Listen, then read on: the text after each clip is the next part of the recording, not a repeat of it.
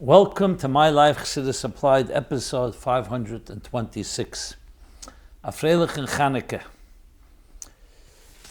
This program is in loving memory of Miriam Bas Eliyahu Altes, Allah HaShalom, and in merit of Baruch ben Yomen ben Menucha Lana Altes, Yekusil ben Leah Rochel and Rochel Bas Liba Farkash, dedicated by Pinchas Tadris ben Miriam and Sarah Bas Rochel Altes. They said, Afreilich and Chanukah, we're in the middle of Chanukah. And Chanukah, of course, its message is a message of hope, of light, of ultimately the goodness prevailing over all the challenges that we have in life. The story of Chanukah, of course, is known that at the time, the Greco-Syrians, that is known as the Seleucid Empire, was in power. And they had desecrated the temple, and they were trying to oppress the Jews. There was a war and a battle fought, and the Maccabees, who were a far greater minority compared to the mighty Syrian Empire, ultimately conquered and won, and they were able to rededicate the temple, remove all the defilement and the desecration, find that the cruse, the jar of one drop of oil that was enough to burn for 1 day. That was the first miracle, and the second miracle that it burned for 8 days until they were able to produce new oil. And that's how we celebrate the holiday.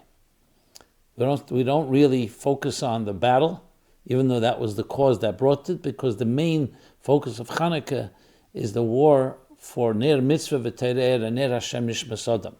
Because the Yevonim, the Greeks or the Greco-Syrians, what they wanted to do was not destroy the Jewish body, the physical existence of the Yidden, but their spirituality, their connection to godliness, to sanctity. So we celebrate it through lighting candles and flames, which represent the sanctity, Kedusha, and with Shemen Zayah, pure oil. Its message to us, especially in our time today, is no matter what the situation is, there's always a flask of oil, there's always a cruse of oil that is hidden, that needs to be found within each soul, within every dark state. And when we do find it, and we start lighting it, it burns more than we could ever have expected. To the point that Haneres Halolo Ein P'teil Le'elam, as the Ramban, Achmanides, explains, that even the Ner Tamid, the eternal flame of the Beis HaMikdash, ultimately was extinguished with the destruction of the temple. Whereas Haneres Halolo of Chanukah never are extinguished, because they came from darkness. So it's a message of tremendous hope that there's no such thing as lost, God forbid. And it actually gave power to Yidden throughout the generations. No matter how dark the Golus was, they always lit Chanukah candles to the best of their ability.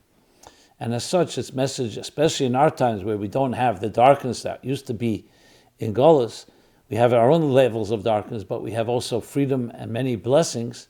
But still, should there be any setback, should be any challenge, Chanukah is right there to remind us that there's always light, and we have to find that light and discover it and light it, not just in a potential state, but we actually ignite, we light the candles, and every day we increase.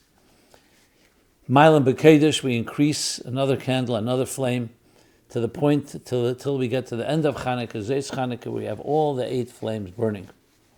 In addition, those flames are lit. When do we light Chanukah? In the evening, before sundown, at sundown, I should say.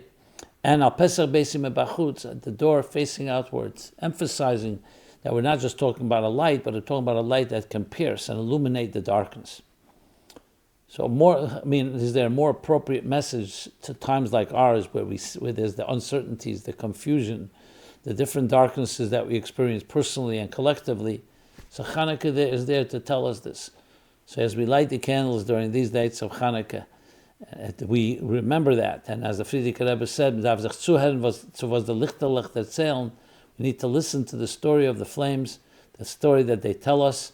They tell us a story, many stories, but overall this story of finding light that can illuminate the darkness to the point that these flames will never be extinguished. So no matter what we've gone through, we've always been able to maintain that type of nitzchis, that type of eternal flame, until we will be zeichet to have Moshiach, the rebuilding of the third temple, and then the Ner Tamid, for once and for all, will forever burn the Beis HaMikdash HaShlishi. Migdash Anu Keni Yedecha. So that's the first most important message. We all have our challenges, and at times if we feel it's hopeless or we feel it's difficult, we feel we're overwhelmed, remember that if you dig deep enough, you'll find a flask, you'll find a cruse, you'll find a jar of oil, that Shemen Zayizoch, Pach Shemen. Pachim Ktanim, it can be a very small jar, but it's there and it's intact and it's pure. Defiled oil, yes, in this world we find plenty of defiled oil. Oil refers to Chochmah, as the Alter Rebbe explains in Torah, is Chochmah of the Nefesh Habamis. So Chochmah is oil, but it could be oil that's connected to the animal soul. Its focus is self-interest and survival and the material life, and material pleasures. But we're talking about finding a pure olive oil, the olive oil of the Nefesh Latkes, and that's always bright and shining, but it's concealed and has to be found. And you have to find that. Once you find that pintele yid, that spark, then you light it, and as I said, it burns longer than you would expect. The whole cycle of 7 days, and the 8th day, which goes Shemer Sehekav, as the Rashba says, that goes even beyond the cycle, beyond the structure, because we're talking about a light, as Chassidus explains, Havai Yagia Choshchi, a light that is able to penetrate and pierce darkness. So Yisur Ne'er Min HaCheshech, it's a deeper light than regular light. Regular light is the cycle of 7, which is like the Beis HaMikdash. There we had 7 candles. That was the structure of the 7 branches of the menorah of the Beis HaMikdash. But when there's a darkness, you need that 8th dimension, the Shemer Sehekav, the Makif, that comes from a transcendent level that can pierce and transform even the darkness. So that's an overview in general of a central message of Hanukkah relevant to all times, and especially in challenging times, including the times that we're living in Eretz Yisrael. Yidden are under attack, and we're not yet finished, we're not out of the woods yet. So Hanukkah's message is a message of hope and power and light in the deepest possible way, and that we will prevail, as the lights of Hanukkah prevailed. Aneres Halolu, Einem B'Teilem La'elam, never be extinguished. And the contrary will transform all the darkness of all the enemies, to either vanquish them or eliminate them, or transform them. The Gam Eviv Yashlim Ite or Yashlim Imei, that even the enemy will become ultimately an ally. And when it becomes an ally, it adds strength, that the oil actually becomes the oil that fuels the fire of divine love and divine passion. So that's a general lesson. Many questions have come in, as is the custom in this program, to answer questions around Hanukkah, other related topics, and some not related directly. So every week we try to choose and select a variety of different questions, and it's a good opportunity to encourage you to ask these questions and continue to ask. You go to ChassidusApplied.com, and there's a forum where you can ask any question. It's completely anonymous, so nothing is taboo. Your confidentiality is secure, and all questions are acceptable. The only thing is, with the limited hour and some minutes that we have for each program, can't always cover all of them, but I try to select the ones that are most timely, try to consolidate them. So, and you can find other resources as well at ChassidusApplied.com. So with that, let us continue here in going through a bunch of questions that came in. And we'll start with Hanukkah questions, being that we are right now middle of Hanukkah. So we'll start with a very balbatisha question. So we know that there's the mitzvah, like he says in the Gemara, my Hanukkah, and the mitzvah is to lanicha, it's to light a candle every day of the 8 days of Hanukkah. There's the minig pasha that became the obvious minig, the minig that is spread. The Mehadim and Amahadim, once upon a time, they lit one candle for all of Hanukkah, one person in the home. Today, every person lights a candle, but not just one. Every day you increase to the point that till the end of Hanukkah, Zos Chanukah, you light 8 candles. So that's the mitzvah of Hanukkah. But we see there are other customs that are done on Hanukkah. So a few questions came about those customs. One is them, why do we eat potato latkes and donuts on Hanukkah?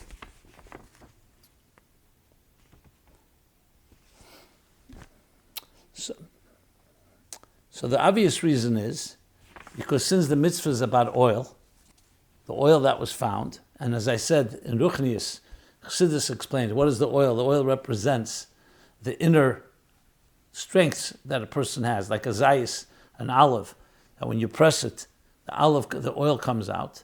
Oil also represents Pnimis HaTeira, the inner dimension of Teira. Oil represents the fuel to light the Ner Hashem Nishma Sodam, a Ner Mitzvah V'Terer, the flame of the soul. So that's that's the mitzvah of Chanukah. So therefore, it's a custom to also bake or have different foods. In this case, it could be potato latkes or donuts that are made with oil. So obviously, as the next question is it a mitzvah? No, it's not a mitzvah, it's a custom. The mitzvah is to light the candles. It's a custom. But so what exactly, let's discuss what exactly that means. I mean, is it just a symbolic thing? Just because you fry it in oil or you cook it in oil, that's why we do it? So obviously there's more to it. So let's discuss that for a moment. And to put it in the question, in terms of a question, he writes like this, someone writes, do the traditional foods of Chanukah, such as potato latkes and donuts, magnify and enhance the miracle of winning the war and the oil lasting 8 days? Or are the foods merely symbolic and fun to eat, but don't have a spiritual meaning? Well, in Judaism, everything has a deeper meaning, and especially something that became a custom, a minig Yisrael. So let's discuss the difference between a minig Yisrael and a mitzvah. A mitzvah is an obligation. Here of course, is midivrei sofrim, because Chanukah is not from the written Torah, it's from the Rabbanan. So it's a mitzvah midivrei sofrim, like Purim is. And the mitzvah is to light candles. But because we have the concept of b'chol derechecha de'eyu, in all your ways you should know God, and kol masecha yihyu l'shem shamayim, all your actions should be directed toward heaven. So even though it's matters of reshus, in Yoni reshus, we're talking about not a mitzvah to do it. So for example, eating. You have to eat. Eating is not a mitzvah to eat. I'm not talking about on Shabbos. You have to eat. So you eat l'shem shamayim, as he explains in Tanya. Not like a glutton, God forbid, and not neutral, but you eat with a kavanah, with the intention that the strength you gain from the food that sustains you, you do a mitzvah. You do good deeds. So it's also the point of permeating our mundane lives, even the things that are the big majority of our lives are reshus. You're walking outside, you're commuting to work, or even work itself. These are not necessarily mitzvahs, but that doesn't mean that they should be done in a way that is just neutral. You want to make sure that they too are permeated and done l'shem shamayim. So when we talk about a minig Yisrael, we're saying we're taking something that is not necessarily a mitzvah, but because the energy of Chanukah is about the oil, the energy of Chanukah is about light that oil produces. So even in things that may not be the mitzvah itself, what you eat for the meal. So symbolically, yes, you eat it doesn't mean you have to overeat, but it means that you eat a latke or you eat something else that reminds you. So it's bringing it even into the very meal that you're eating, also the reminder of the theme of Chanukah, the energy of Chanukah. So a mitzvah it's not, but a minig Yisrael Teru, a minig Yisrael has the power of Teira. In many ways, it even has a more power. Because, like we say, Chvivna alai divrei sofrim yesem divrei Teira. That the words of the sofrim, of the Rabbanim, is even more precious than the words of the Teira. That doesn't mean they're stronger, with more authority. It means they're more precious because that you are embracing them willingly. So even though it's a mitzvah divrei sofrim, a minig Yisrael is not even a mitzvah divrei sofrim, but the fact that you're doing it shows your commitment. So it has a certain special, on the gavra level, on the person finds a special. Think of an example, in a marriage, in a relationship. So there's commitments that the spouses have to each other. There are things that are necessary to be done. The husband has a responsibility to be mefarnes, to bring a life, to work and bring the money necessary for the family. The wife has her responsibilities. So that's an obligation.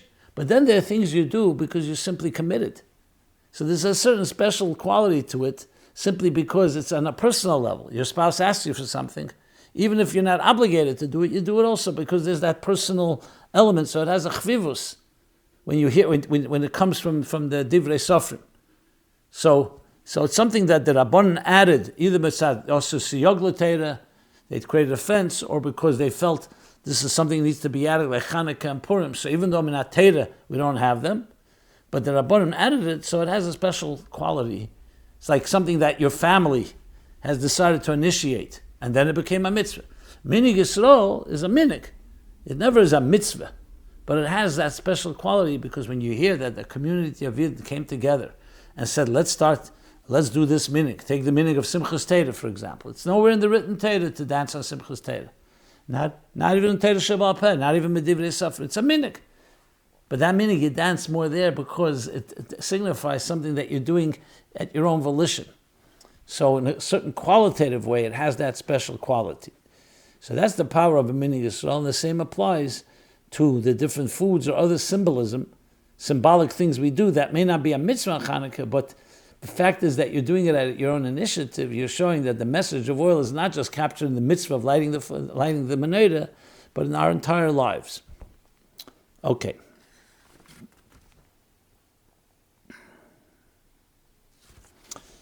So now, being that this week is also going to be the end of Chanukah, concludes later in the week, and the last day of Chanukah we know is called Zos Chanukah.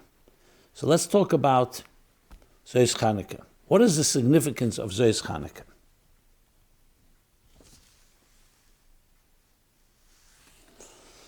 So the word Zos Chanukah, why is it called Zos Chanukah? So the most obvious reason is because we read that day, remember every day of Chanukah we read the offerings that were brought by the leaders of the tribes when they dedicated the temple, because Chanukah is from the word dedication.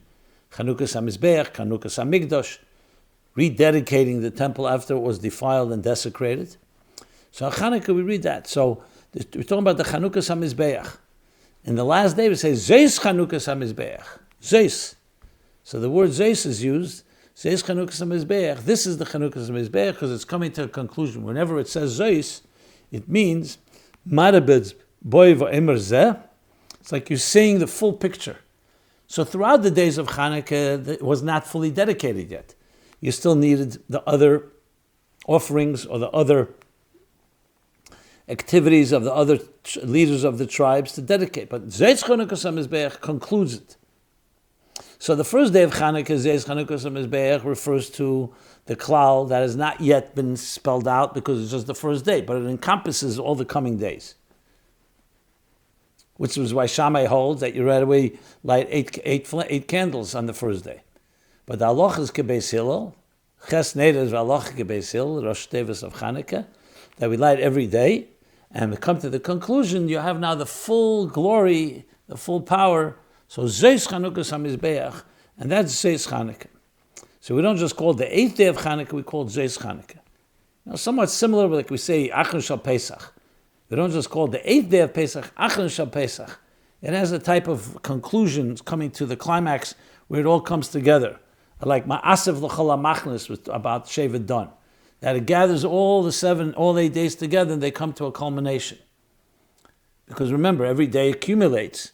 On the 8th day, you only light one candle, you light all 8.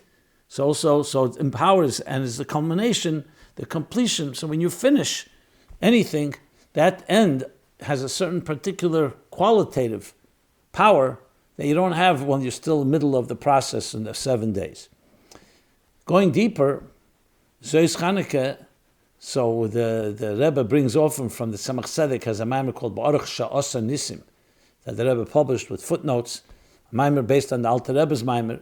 So in the end of chapter 4, there he discusses Zos Chanukah, what it means, Zos, especially Zos Chanukah. And there are actually 2 interpretations there. One, he compares it to the Shmeni Yimei HaMiluyim, Yom Shmini, like we say, B'Yom HaShmini in the 3rd parsha in Sefer Vayikra, that after 7 days of dedication of Miluyim comes the 8th day, B'Yom HaShmini, and that's when you add the Gilui Hashchina, the conclusion of the Chanukah's HaMishkan, as the Torah tells us. So he compares it to that 8th day. That 8th day, he explains one interpretation. He says it's the Hamshach of Atik, the 7 levels of Atik in Malchus. So it's 7 into Malchus. Then he says there's another explanation that it's Oz, where there you have the 1 that's being elevated. So one is Mamayla Lamata, from Atik is being Nimshach 7 into the 8th level, and the other is Oz, that the one is being elevated, essentially Malchus is being elevated to Keser, or to the Gimel Rishenis, which is Keser Chachma Bina. So bottom line is, it's two interpretations, and they both are Zeis. So Oz is, of course, 1 and 7, that's the 8th day. Oz Yashir, all the different expressions of Oz. So the Rebbe in Tavshir Chav Beis, he explained this a little more in Avodah, that there's two ways that you join the interface, the divine with existence. One is your mamshach from the tainug, from the highest, deepest faculty, which is einig, the pleasure within a person, and you bring it down into action. The other is from the most powerful governing forces, which is Ratzon, that's Arich, not Atik, and that is you draw down into the specific details of our lives. The bottom line is that you want to have an interface between the highest levels all the way down below. And Zos Chanukah is where you have the full joining together of these two extremes. So that's part of the significance of Zos Chanukah. There's more to be said. We'll read that in a moment. The next question.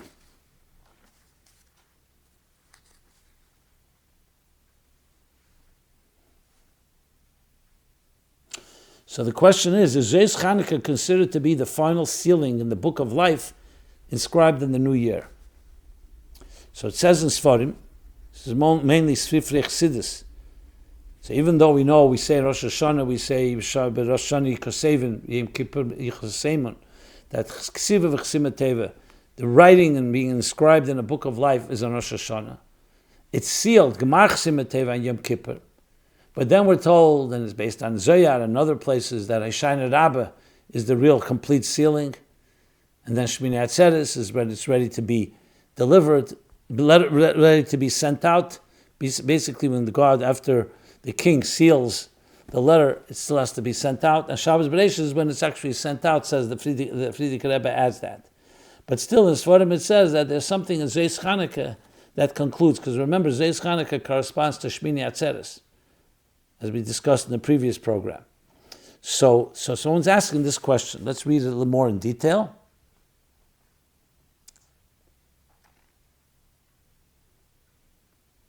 It says on Rosh Hashanah, our lot for the year is written into a book, and Yom Kippur it's sealed. But it also says that the ink doesn't dry until Rosh Hashanah Rabbah, and the book isn't put on the shelf and stored away until Zos Chanukah. Would it be wrong if I added to this by saying the library is open 24 hours a day, and at any time somebody can say the right prayer at the right time, or do a certain mitzvah at the right moment, and the librarian can access the book and use whiteout on any negativity and change it to positive and revealed blessings?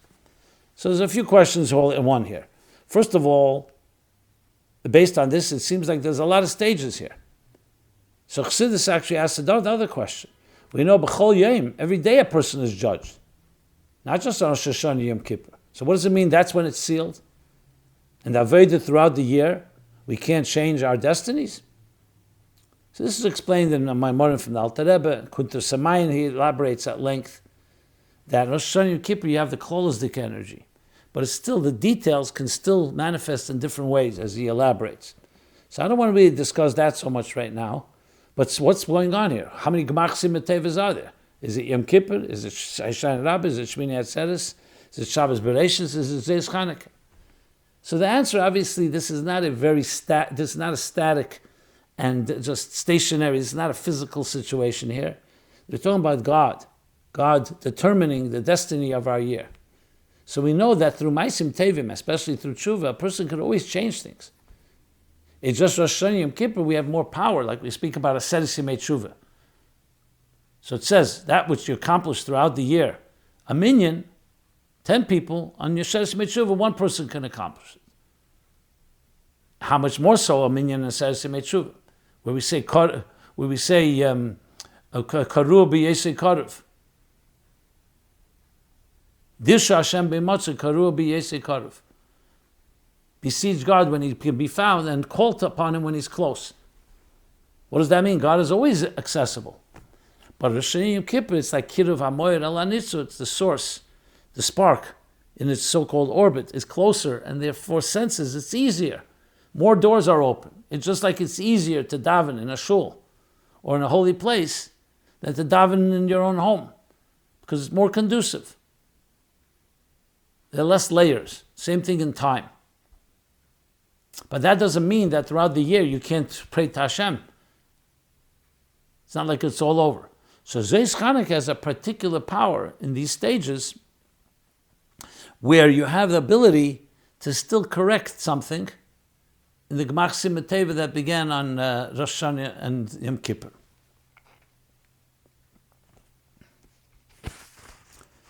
Okay. So that only adds more power to what Zos Chanukah is. For the record, which here's some Sforim that talk about it. So you have Likutei Marich. There's a Sefer Dinei, Seder Dinei U'Minhagei Chanukah, page 714. And the Bnei Yisachar, or some people pronounce it Bnei Yisachar, Er Yisrael, section 22, chapter 168. Okay. And with that, the next question that someone asks is as following. So based on that, according to Shammai, we know that Beis Hillel says you light Mailam B'Kedesh, you light 1, then 2, all the way to 8. Shammai says Peiches V'Helech. You start with 8 and you go down to 1. So based on that, someone asks, according to Shammai, would the first day of Chanukah be called Zos Chanukah? Because you have all the 8 the first day. And the 8th day of Chanukah is the brightest and called Zos Chanukah. But according to Shammai, who lights all 8 candles on the first day, which Shammai called the first day of Chanukah Zos Chanukah.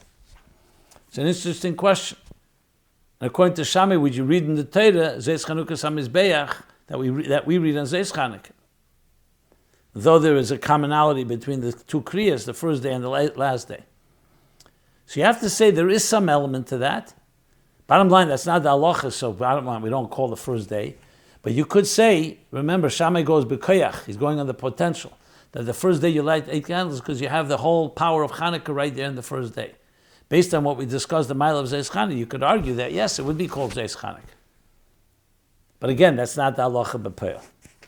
So it's more theoretical. But that leads to the next question. Just like we put on a few pairs of tefillin, why don't we light 2 menorahs to satisfy both opinions of Hillel and Shammai? Being that the fact is Elu ve'el divrei Elokim Chaim, and they both have value, as we discussed last week, briefly at least. Torah Neira Torah, Tzemach Tzedek, and the Alter Rebbe and Tzemach Tzedek talk about the 2 opinions of Shammai and Hillel, and they both have legitimacy. Shammai is focusing on the effect of the candles of Chanukah on the world, Anu Misa'elam. So it's Keneged Parei HaChag, which also connects Chanukah to Sukkot, and Shani Rabbah and Shmini Atzeres. So Keneged Parei HaChag, the 70 bulls that were offered in the Beis HaMikdash, Keneged the nations of the world, 70 nations. And it goes Peiches Ve'elech. First 13 bulls were offered, then 12, till we have 70. So the same thing, Chanukah, you begin right away, because he's talking about the Ashpah in the world, and that's why it's Peiches Ve'elech, as he explains. Because when you're Mavared, there's less to be Mavared as you go down, as you continue on. There's less to refine. Hillel is talking about the Hasafa of Kedusha, of Eira Kedusha. The Chanukah is about lighting and the Kedusha. And there, you Mailam B'Kedesh, you're always growing. More light and more light and more light. Which also explains, Shammai does not disagree with that Mailam B'Kedesh. He just says that Chanukah happens to be connected to Parei HaChag. Mailam B'Kedesh is true. But the focus of the natives is to transform the world. So, Elu ve'elu divrei Elokim Chaim, they're talking about 2 different Seder Aved. It's similar to like the difference between Tzadikim and Baalei Tshuva. Not Mamish, but Al Derech, similar. That one is the Aved of Kedusha, bringing more air. The other is the Birur HaCheshach. So why, Taka, don't you light? Don't we light 2 menorahs? So like the person writes, just as we put on 2 pairs of tefillin to cover all the different opinions, meaning Rashi and Rabbeinu Tam,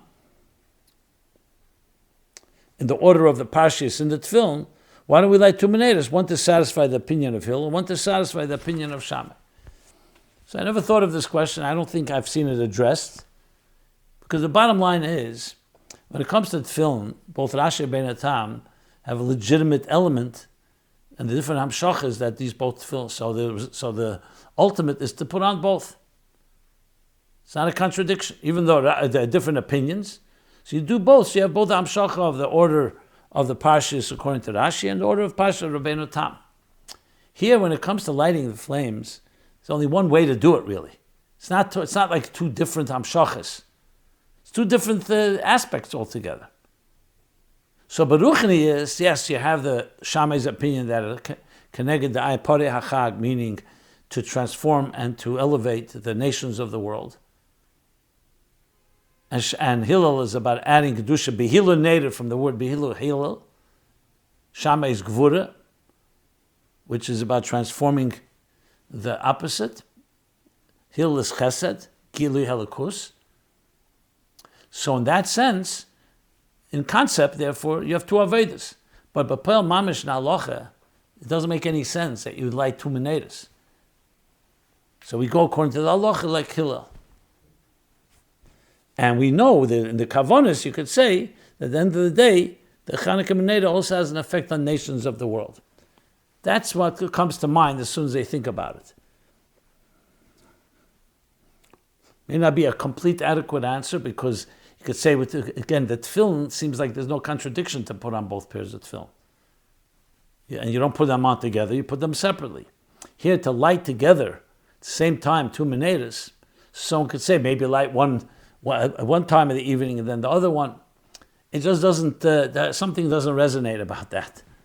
To light twice the menorah in that sense. The menorah is meant to be lit once, and you don't call a mesiv gerei, you don't add more than that.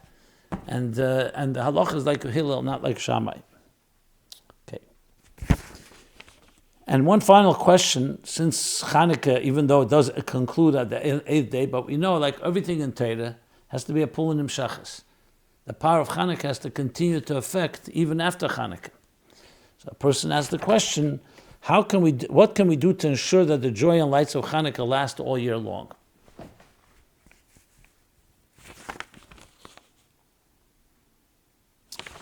So this comes down to, of course, the effort that we make. You know, this is true about every mitzvah. Pesach ends, we know that Alter Rebbe didn't put in Chasal Siddur Pesach, that this is the end, because the Hamshach of Pesach has to continue on. Same thing with Shabbos, even though Shabbos ends and we make Havdalah and we separate between Shabbos and the weekdays, but the power, the Kedusha of Shabbos should permeate the weekdays. The spirit of it. And same thing with every mitzvah shazman grom or mitzvah that's connected to a particular time. So the key is to remember what continues is not the lighting of the actual candles, but the message, the strengthening of the neshama of a person, which is compared to Ner Hashem Nishmas Adam, compared to the candle of God. The strengthening of Ner Mitzvah, the candle of a mitzvah, and Torah, the light of Torah, that continues on. And Chanukah's message, just think practically. After the Nest, the miracle of Chanukah, and they rededicated the temple, and they rededicated the altar and the mizbeach, and they rededicated and renewed the lighting of the menorah and the Beis Hamikdash. So even after the 8 days that it burned the miracle, the menorah kept on burning, and they remembered the miracle. Everyone remembered that there was a challenge, and there was a gzeda, and the gzedas from the Greco-Assyrians, and that we prevailed. So Chanukah is when we celebrate it. Think of like Yetzias Mitzrayim. There's a Yom Tov, 7, 8 days when we honor and commemorate Yetzias Mitzrayim. But every day we say Zeichel Yetzias Mitzrayim at the end of davening in the Sheish Schiris and the 6 remembrances. And so many mitzvahs we constantly reminder, L'man Tizkaru, that you should remember. Tzitzis, Tefillin, so many mitzvahs. So there's once a year where it's the full focus on it. Similar to what we said before about Rosh Hashanah and Yom Kippur. The Yom Hadin is Rosh Hashanah and Yom Kippur. And the Gmar Hadin, the conclusion. But that doesn't mean every day doesn't have a in microcosm, an element of that. So essentially what you want to do is take the Chanukah power and say, now, let's make sure that this message perpetuates. Its message has a perpetual effect on us in the strengthening of our commitment, recognizing that the darkness was dispelled ultimately through the light. That message goes on all year round. not just on Chanukah. So the more you can focus on these things and the more resolutions you make and say, you know what, Chanukah has told me I'm going to add every day a little extra effort in doing a mitzvah, maybe taking on a new hiddur, influencing others in that direction. So then Chanukah becomes a force, a permanent force in your life. That's just some examples. I'm sure if you apply yourself, you can come up with other ideas. Everything in Kedusha should have an effect also after, meaning even after when the holiday ends, it continues having an effect. Okay. So with that, let us now move over to the Parsha of the week. So generally speaking, Chanukah comes out usually Vayeshev, Miketz, sometimes Vayigash, like this week. We also learn Parshas Vayigash. Now all these three Parshas are essentially one continuing story, the story of Yosef and his brothers. In Vayeshev we began, Yosef, due to their jealousy, was sold into slavery, and Yosef descended, Yosef Hurid Mitzrayma, his descent into the dark, decadent Egypt, where he rose first as an accountant in the house of Potiphar, then ultimately thrown into prison. And at the end of Vayeshev, he's thrown into prison. The beginning of Miketz, he interprets Pharaoh's dreams and he's freed, becomes viceroy, Mishnah Lamelech. And then the continuing story of how the brothers, his brothers, after so many years, have to come to Egypt to trade for grain because of the great famine. And they come, and that's when they see Yosef, and Yosef sees them. They don't recognize him. And that begins the next ordeal. And in Vayigash, that we read this week, is the end of the story. That Yosef had already imprisoned Shimon with the condition that they bring Binyamin, his younger brother. They have no idea that this is Yosef. So as difficult as it was for Yaakov, Yehuda takes upon the responsibility that he would protect Binyamin. Binyamin should not be lost to Yaakov, as Yosef was. And then the Pasha begins how Yehuda approaches Yosef, confronts him, and begs of him that he should have mercy and compassion. And if he's going to take Binyamin, as the end of last week's Pasha, that Yosef planted in his bag, he planted one of the goblets, one of the cases of the king's palace, of Yosef's palace, and now he wants to imprison or take Binyamin. And Yehuda approaches Yosef, confronts him, and says, "No, this is my father's only son left from his mother Rachel, and I took upon myself to be an Orev, to be a guarantor. Take me instead of him." And ultimately the story continues, how Yosef finally can no longer control himself. He sends everyone away, and he reveals himself, his identity to his brothers. You can imagine the shame, embarrassment. They suddenly see their brother they had given up on. And instead of him in any way exacting vengeance, as much as they were concerned, Yosef says, "You didn't send me, Hashem sent me to be a source of life and sustenance to you, to our father." And they talk about Yaakov. And ultimately Yosef tells them, so bring Yaakov now and all of the Shivim Nefesh, they should all come down to Mitzrayim, which they do. And the continuing story of how they get the best of the land. And then next week's Pasha will be the passing of Yaakov, and then of the Shvatim and of Yosef himself. But we're now in Pasha Vayigash. So what's the connection to Chanukah? So we'll talk about that afterwards. Let's first talk about the central theme of this Torah chapter. And actually the Shalah is the one that says that even though the events of Chanukah happen later, but everything is hinted to in the Torah. So let's first talk about the central theme. What's going on here with Yosef and his brothers? First of all, we're talking about Shiftei Yudke, holy people, tzaddikim. When we're told that Avram, as great as he was, Yotzim Mimenu Yishmael, still he produced a Yishmael who was far from perfect, to put it mildly. Yitzchak, as perfect as he was, Yotzim Mimenu Esav, Esav came from him. But Yaakov, it says, Mitashe Shlema, his offspring were complete, because all the Shvatim were holy people, tzaddikim. So how is it possible these tzaddikim should come and do such a thing? There must be a deeper story here. And you see from the whole process, Yosef first imprisoning Shimon, making their life difficult. And we know Yosef is not looking to punish them. Because if he did, he had the full opportunity to do so. So what is this? And then we see ultimately Yosef and Yehuda are the two main forces here. And Yehuda was the main instigator, actually, in the beginning of the story. And now is the conclusion. Yehuda is guaranteeing. And Yehuda, Vayigash Shelov Yehuda approaches him, confronts Yosef. And they ultimately reconcile. So if you look in the Haftarah of this week's chapter, you begins to reveal the deeper plot. So I believe it's the Shalah that says that how could the brothers have even thought of killing Yosef? Jealousy, petty jealousy, because their father gave him a special shirt. Their father showed special interest in him. The dreams instigated them. But what's going on? So briefly, the explanation is they saw Yosef as a moeded b'malchus. The Shvatim, because of their high level, all knew that leadership and kingship belongs to Shevet Yehuda, not Shevet Yosef. When they heard Yosef say those dreams and the interpretation that they would bow to him, to them was meaning we're going to bow to the Melech that comes from Beis David, from Beis Yehuda. What do you mean we're bowing to Yosef? Someone that mutineers against the king deserves to be put to death. So for them, Yosef was a contradiction to God's plan. It would be like someone saying, I'm going to take the throne when it doesn't belong to you.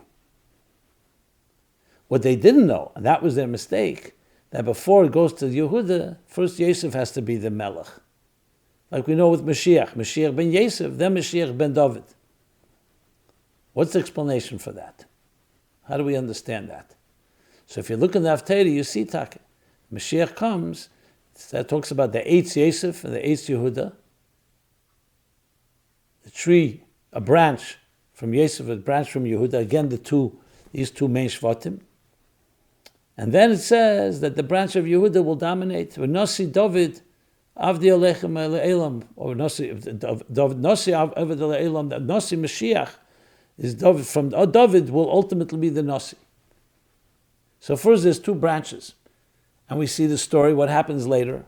After David HaMelech and Shlomo HaMelech pass away, there's a split in the kingdom.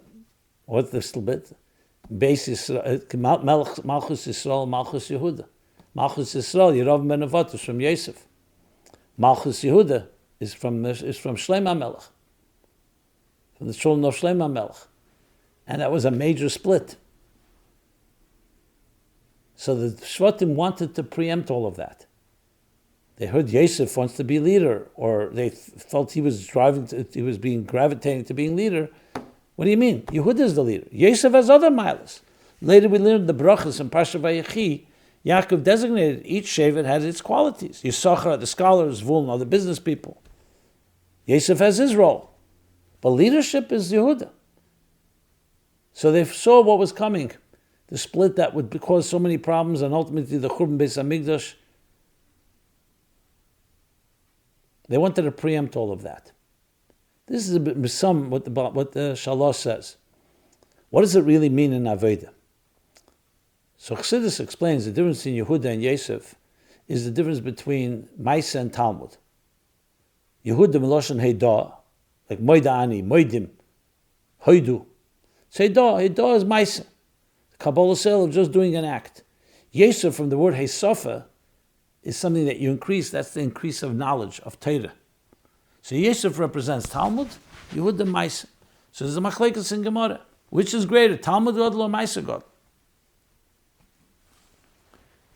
And the maskana is Talmud Gadol Shemevi L'Dei Maisa. Because it has both qualities. When you study, it's going to bring to action. But what's really higher? Maisa is higher. Maisa or Iker. But the only way to get to Maisa is through Talmud. So take it a step further in Likutei Sichos, volume 25, in the Sichim Vayigash, there's a piece that Rebbe added in his handwriting. Very powerful piece. Let's talk about that for a moment. The Rebbe asked the question, it says today is Talmud Gadol Shemevi L'Dei Maisa, but La'asid Lavei, Moshiach comes to be Maisa Gadol. What does that mean? Talmud Gol Shemei De Maisa, because it has both milas. So why L'Osad Love, only Maisa Gadol, which only has one mila, the quality of action? And the Rebbe's answer is absolutely brilliant and simple. Why do we need to learn Torah? Why do we need Talmud? Because on our own, we can't figure it out. When you wake up in the morning, your body tells you you're hungry. For most of us, not talking about tzaddikim gemurim, the neshama is not telling you what it needs, because the neshama is concealed in the body. So you have to look in the Shulchan Aruch, you have to look in Torah. Torah, it illuminates the way. So we need Talmud. You can't get to Maisa without Talmud. You don't know what to do, how to do it. You need to learn. La'ased Lave, our very physical beings, will be so permeated with godliness. So just like the body naturally feels hunger or fatigue, the neshama will feel, you'll feel instinctively what God wants. Now there's tzimtzumim and concealments. Like it says in Medrash, that on Shabbos or Shemitah, if a person goes over to a fig tree and tries to pull over the fig will cry out, it's Shabbos today, or Shemitah, you can't pull me. Even Mekir Tizak, the stones of the wall will cry out, because the world will be niglik Kved Hashem. Godliness will be radiating and pulsating everywhere, so you don't need to go look in a Torah to tell you what to do, what not to do. The Alter Rebbe essentially says this in Siman Chavav, in a Geras HaKedesh. So why do we learn Torah L'Ased Lavi? We know we learn. Not to know what's right and wrong, not to know Isser and Heter, as he explains in the Geras HaKedesh, but to L'miyachal Yechudim El Yenim, because Torah is God's wisdom and rotzen and will. So learning Torah connects you deeper to godliness, but not to know what to do. That's why Maisa Gadol. But you can't get there without first all the years in Golas, all the years before, even before Golas, before the Beis HaMikdash, that Talmud has to lead to Maisa. So the Shvatim, when they saw Yosef wants to be leader, or Yosef is describing, he's prophesizing he's going to be the leader, they saw it as a stira to, Maisa Gadol. But they didn't, their mistake was, to get to Maisa, first you need Talmud. You need the Talmud to direct you. You need Yosef, Moshiach ben Yosef before Moshiach ben David. And that's the story. That's why Yehuda was the one that was the main instigator. Maisa. But he didn't realize that you need Talmud. And that's why Yosef Taka was the Mishnah Lamelech, the king, and he was the leader for that period of time. Until the day would come when Yehuda can rise, Beis David, and bring the Geula, as the Haftarah concludes. For David Avdi Nasilam Le'elo. David, then the day the David from Beis Yehuda. So that's the central theme of this Pasha. What are the personal and global lessons does it offer us? Many. A person needs both things. We need our minds in the right place to direct us. Think of it like the captain of the ship. But what is the ship itself? What's a captain without a ship? You need Maisa to implement, to know the theories, to know everything in knowledge. Without action is missing the punchline. It's missing a Maisu Iker. It's missing the bottom line. Tapora de Placha. But to direct and guide us, you need Talmud. This is true in life in general. As much as action is important, but the action has to be informed by research, by clarity. And that's the story between Yosef and Yehuda and Yosef. And now, as we get closer to the Gula, the Maisa Gadol will ultimately be able to directly connect, because we've gone through the stage already of the Yosef stage. So when you look at the world today, you see that's what's necessary. There's a tremendous amount of ignorance, of lack of Talmud. And that causes people to be confused, distorted news, fake news, false narratives. So the first thing we have to illuminate by educating ourselves and educating others. Then comes the second part. That's not enough. You have to be brought down into action. And ultimately, a Maisa Iker, Seif Maisa Machshavat Chila, that Maisa leads us all the way to a place that's a lot higher than Talmud and Yosef. What's the connection? How is it connected to Chanukah? So connected to Chanukah is Ner Mitzvah V'Teira Er. So in the MyLife Chassidus especially in Torah Er and on the Mitla Rebbe's Maimer. The end of Hemshech Chaim Beis, based on the Maimer Mika Hashem Elokeinu HaMagbiel L'Sheves, he talks about this. He says initially a neshama comes down below, even though the neshama is rooted higher than Torah. But once it comes down below, like an eye, even though the eye sees, but the eye in the dark can't see. It needs a siyua, an outside light. What's that outside light? Torah Er. But once the Torah illuminates, once Talmud illuminates the Maisa, then what happens is that the Maisa, Gadol, then the eye can see even without that outside light. It itself becomes ve'neinu me'iris k'shemesh u'kiyireach. The eye itself ends up seeing. So the first step is the neshama following Torah and mitzvah Torah, which helps empower the neshama to illuminate and to even affect the animal soul, which is, like he says there, the oil. He mentioned before, the oil is the wisdom of the animal soul about its own survival and about materialism. But the goal is that the psila, the wick, which is the divine soul, should educate and train the oil to become fuel for what? For ner mitzvah and Torah Er, for light that shines, the flame, Chanukah flame, that shines, transforming the darkness of the animal soul, and that in turn fuels much more than the wick itself. As much as the divine soul is powerful, the fire that burns consistently, that burns throughout the time that the Chanukah lights are burning. So it becomes a ner Hashem nishmas adam and ner mitzvah Torah Er, like he calls it Er Atzmi. He calls it an Ayin Beis. So Chanukah is directly connected to Talmud U'Maisa in that sense. And in practical terms, it simply means that we have two paths. There's the Talmud path, there's the Maisa path, and they come together in a powerful way to transform existence. One is the light of the Torah, Talmud, Yosef, Hesofa, that guides us, and the other is the Yehudah that comes in a Maisa, the power that reaches all the way to Etzem. So Yosef is more Giluyim, Oir, and Yehudah is more Atzmi. But the Atzmi needs Oir to illuminate it, and then the Etzem is higher than Yosef, than the Gili Oir. Okay. So, let's see here. There's more to cover. Let me just see what else we can cover here. Now, being that we're also coming from Yutas Kislev, so Yutas Kislev has a similar theme, as we discussed in the previous weeks. Why? Because Yutas Kislev is also compared to Zayis. The Rebbe Rashab compares, he says it's difficult to say, but the Alter Rebbe being in prison was like the pressing of the olive that brought out the best oil. So here you see again that the negative, the adversity, and the challenge brought out the deepest faculties. Similar to the story of Chanukah, that the darkness brought out a greater light. So, following up a few questions regarding that, someone asked the question, what does the Tzemach Tzedek mean by saying that rejoicing in the Alter Rebbe celebration, meaning Yutas Kislev, is to grasp on the doorknob, the klamkeh?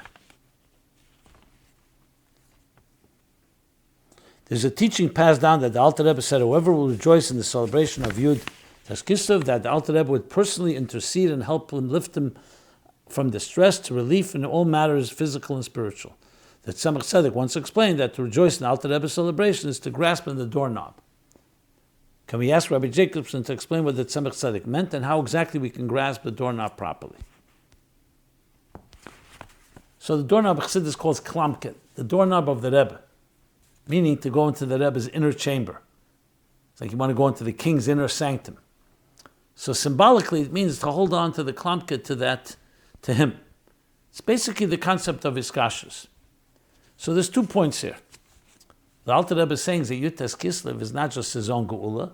It's a geula that anyone who honors it, he will personally come to take them out of distress, because it's a day that opened up the door of geula, redeemed Pada B'Shalom Nafshi in a peaceful way. B'Shalom, the Alter Rebbe that what he was doing in spreading Chassidus was correct. So when you celebrate that, you're opening up those blessings that the Alter Rebbe himself will intercede. But what does your celebration mean? That you're connecting to the Alter Rebbe. And when you connect to it says that gufa ozel bosaresha, when the head goes, the body follows. So when a person connects themselves to the head, to the Rebbe, that's holding on to this doorknob, the rest of it you follow and you're elevated with the Rebbe. That's the power of Yutas Kislev. Same thing Chanukah. When you celebrate Chanukah and you light the candles, what you're doing is you're holding on, so-called, to the coattails that elevates you. So as Chanukah's candles rise, you rise with it. That's the short of it.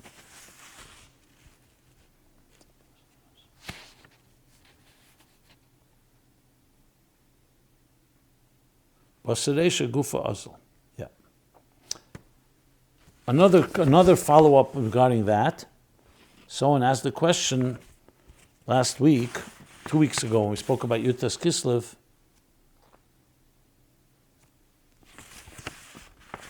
Let me just find the question. Are we required to teach Chassidus to others? So we made it very clear, absolutely. So an individual he writes, are we still required to teach others Chassidus?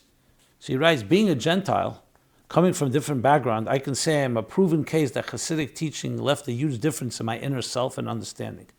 I became calmer, more resilient to most harsh situations, not denying that I tend to react still to egoistic personalities or triggered when I sense belittlement. In addition, the vast learning I gain is unmeasurable.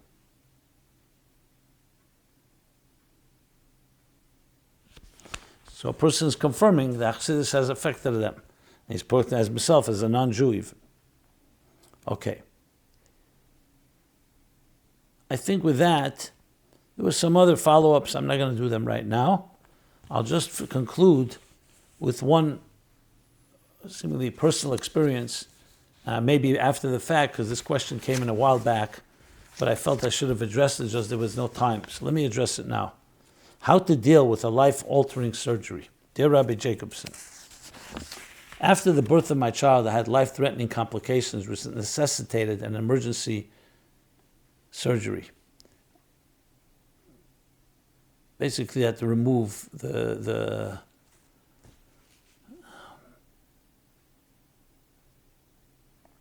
reproductive organs. It was a frightening experience. I'm so grateful to Hashem that I've been recovering well, but a few things are very difficult for me still. Is there a way you can help me frame this occurrence? Help me frame this occurrence for me with respect to Chassidus, Torah thought, and perhaps the Rebbe's thinking, so that I can approach and think about this event in a healthy way. I sometimes think about how Moshiach times and what has been mentioned about having children, and wonder if I'll be able to have children again one day, and how that could take place without my womb. I've tried speaking with a therapist and haven't been able to get at this at all.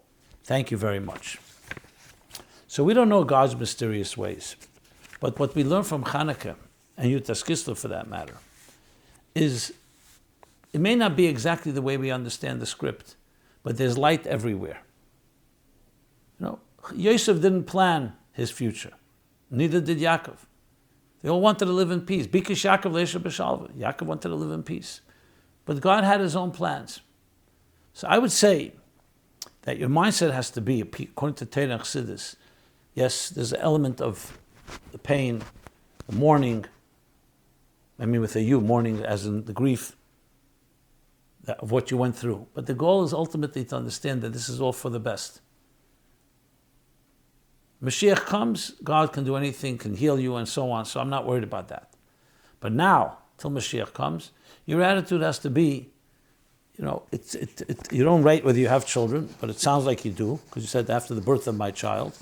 So celebrate your children that God gave you, or the child. Celebrate what you do have. One way to perpetuate, to continue having children, so to speak, is spiritual children, students. When you teach someone, it's as if you give birth to them. So the key is to be positive and realize that you can continue your life and your work and have an effect, and trust God that He found a way, that you can find a way, and God wants you to find a way to continue your positive impact on others. In addition, the sensitivity that you've developed, that you can relate to people who are going through difficult fertility issues or other problems, that you can then maybe talk to them, allow them to give advice. Basically turning a challenge into an opportunity, which is the essential theme of Chanukah. The darkness, they could have given up and stopped looking for the oil, but they found the oil, and the oil burned. Not the way it was wanted. They wish it never happened in the first place, the desecration. But then it did happen. So we have to always keep that in mind and surround yourself with people that are positive thinking, that help lift you up, inspire you, lend an ear, sympathetic ear, encourage you, and just give you strength to forge through. There'll be times you may be a little down. It's natural. But remember, everything is a challenge to bring out the best in us. And with that, we'll conclude this program, MyLife Chassidus Applied, special Chanukah edition. Everyone have a very freilichen Chanukah, a freilichen Tamid, and illuminating, and may the light of Chanukah illuminate the entire world. The Shalom writes, the Chanukah is the chinuch kol ha'olam. It's not just the dedication, the rededication of the temple, but the chinuch of the whole world, to transform the world to a world where it will be of Hoyel Hashem la'ir elam, that the light of God will permeate and will only have light, dispelling all the darkness and transforming it into the Gula Amitis Vashlema. Afreilich and Chanukah, this is Chassidus Applied. We're here every Sunday, 8 to 9 p.m. Be well and be blessed. This program is brought to you by MyLife Chassidus Applied. Please help us continue our programs. Make even a small contribution at chassidusapply.com/donate.